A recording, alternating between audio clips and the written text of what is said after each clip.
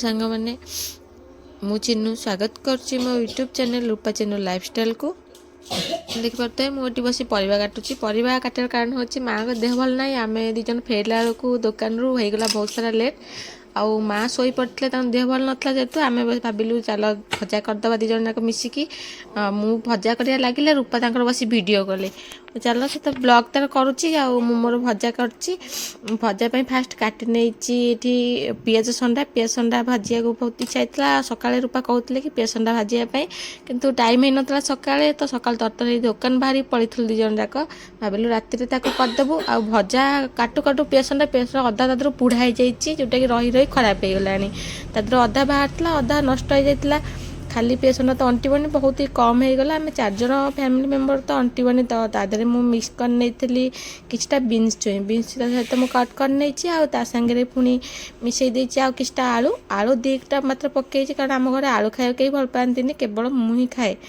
आलू बहुत सारा कम पकई आपर मु पूरा जोगाड़ कर आमर भजा करने रूपा भी वीडियो करने पूरा खुशी आउ देखला बेलू किसी भी किसी कहूना खाली हसुँच देखिए केमती कौन मुझे करुच्ची भजा पियाज संडाटा फास्ट ही पका हुए भजा हेले सेटा नरम न कले एका संगे आलू सहित पकईले से भल लगे से फास्ट भाजी नेबी जमी हल्का हल्का नरम हो ताधर जाकि आलू पकेबी देखिए चलते केमती कौन भाजुची संडा पूरा पतला पतला काटू बीन्स काटे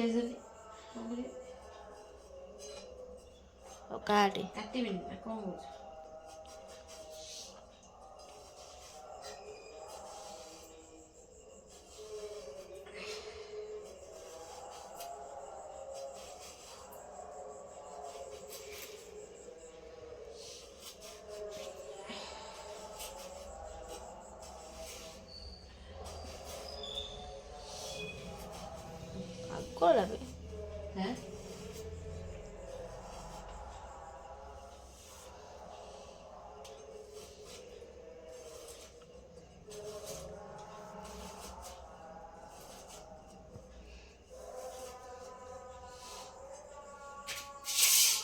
दे बुड़ेलु आज भाजी देवी कैसे भाषो पकई सारा पकई दे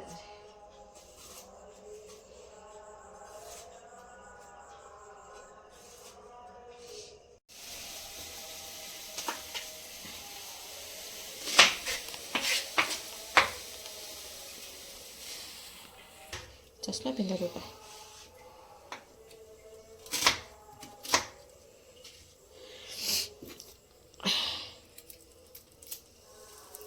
फाड़ थिला कल थोड़ी दूसरी माँ ठेड़ी सेठी फाड़ा फाड़ा कर पुआ को दौला रांधि काटिक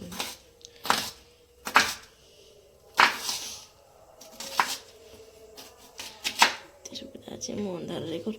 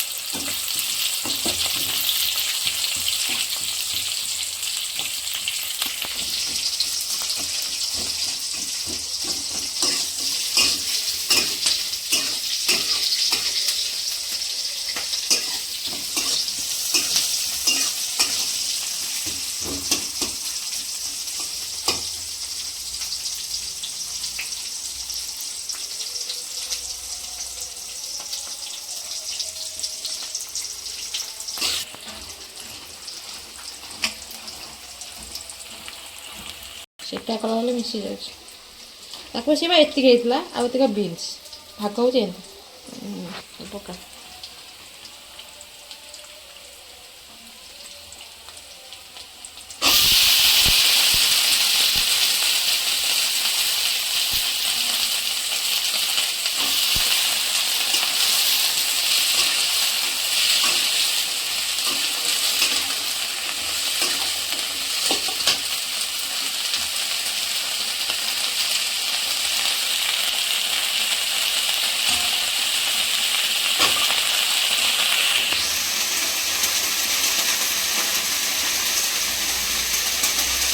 ଗୋଟେ ରହିବ। ଆଳୁ ଦେଇଦେବ, ଆଳୁ ଦେଇ କଣ କରିବ?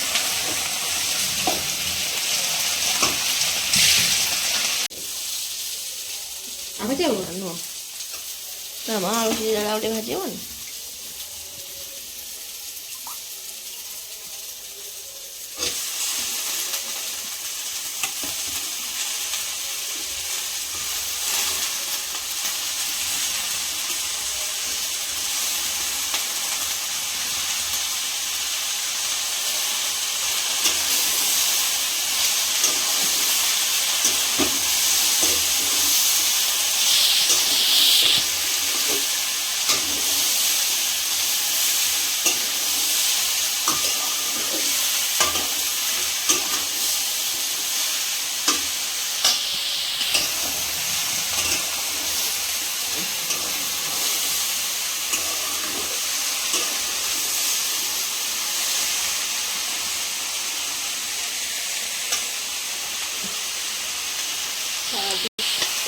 ଏତିକି ଏତିକି ପକା ମୁଁ ଜାଣିଛି ଆଉ ଗୋଟେ ପକା ହବନି।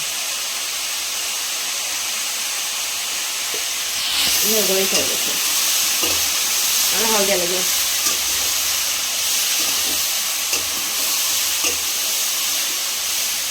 ଠିକ୍ ଅଛି।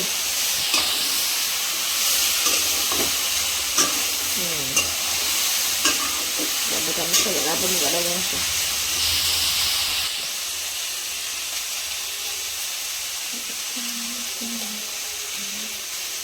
अरे भाई କଣ ବେ ଦେଉଛ ସବୁ କରିବି अरे बा ନିଆଁରେ ତୁ ଏକୁଟିଆ ଖାଇବୁ ହେଲା। ଆମେ ସବୁ ପାଟିରେ ଚୁଣ୍ଡି ଦେବୁ। ଖାଲି ଉଠି ଦେବେ ରୁଟି ଗୁଡ଼ ନେଇଯିବ। ଗୁଡ଼ ଗୁଡ଼ କହିଲେ ଆଣେ ହାତରୁ ଆଣିବ ନାଇଁ ତ ମୁଁ ଯାଇଛି ଏଥର ଆଣିବି। ଗୁଡ଼ ନାହିଁ ଦେବାରେ ଅଳ୍ପ ଅଛି। ଅଳ୍ପ ଅଛି କାଲି ପରଦିନକୁ ଯିବ। କାଲି ପଅନ ତ ଗଲେ କାଲି ରବିବାର ପଅନ ସୋମବାର ମଙ୍ଗଳବାର ହାଟ। ଆଉ କ'ଣ ଆଜି ଚାତୁ ବାପା କଲେନି ଆଜି ଚା ପିଇକି ଏଲୁ ଦୋକାନରେ କିଣିବାକୁ ଯିବୁ ଏଇଟା ଗୋରା।